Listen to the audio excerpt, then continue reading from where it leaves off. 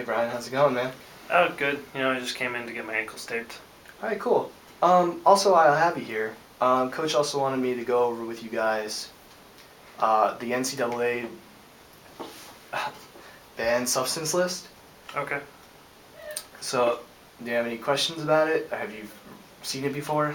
Yeah, me and my strength coach kind of talk about it sometimes. He checks every product I take for it, just making sure I'm not taking any steroids or anything like that. So I think I'm all set with that. Good, that's awesome. Way to bring an initiative to this. But also, do you also know that some of the NCAA also bans street drugs such as heroin, cocaine, and marijuana? No, I guess I didn't know that, but they're not really trying to punish anyone for taking that, right? They're just really looking for someone bulking up on steroids.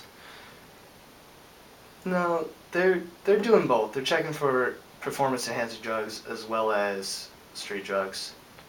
So what would happen if they found out that someone was using a street drug?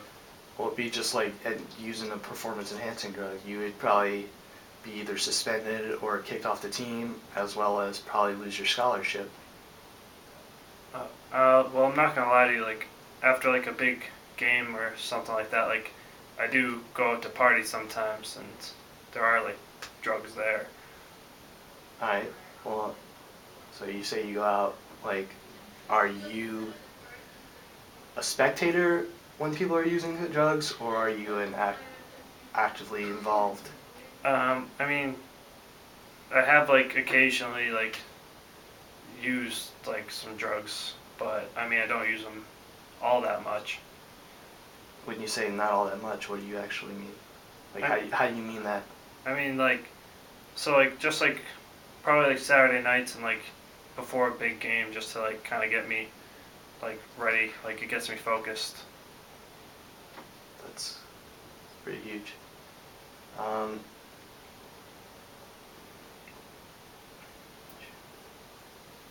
so, how did this come about?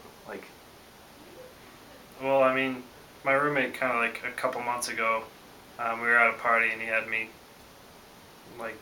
try cocaine, and it just really focuses me. So I figured I'd try it before a game, and it's the best I've ever played. So I just figured it couldn't harm me, right? No, it can. I mean, it's considered a status heavy drug, and some of the risk factors involved are heart attacks, lung disease, ulcers, kidney dysfunction, as well as stroke. Uh, well, I didn't know that. I mean, that's kind of some serious stuff. Yeah, it can be.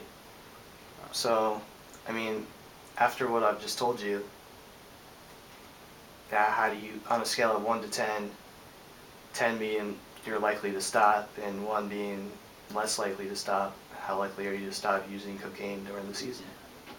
Um, Probably a 4. That's kind of low. That's not what I was really looking for. Why not like a 6 or a 7?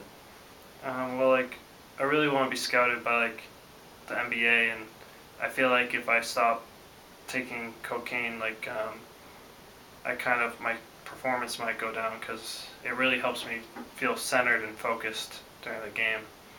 Right. But you also got to realize if you do get test positive, that the NBA might not even look at you anymore. And also, Reggie, you're a good basketball player from what I see without using drugs.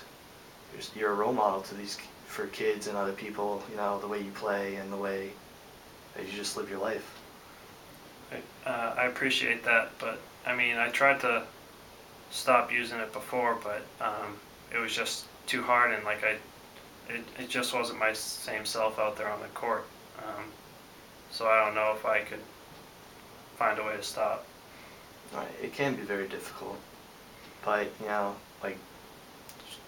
talking it out can really help too. It's got me, and I can help you find somebody else to talk to, such as a counselor if you really want. I mean, I went to a counselor before for something else, and I wasn't really a big fan of it, so I don't know if I would really want to do that. Alright, how about this? How about if I just give you the number just in case you change your mind and you take this weekend to really think about it? Yeah, I guess I could do that.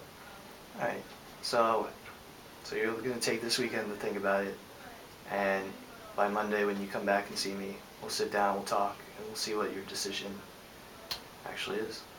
All right, sounds good. Alright, Thanks. okay.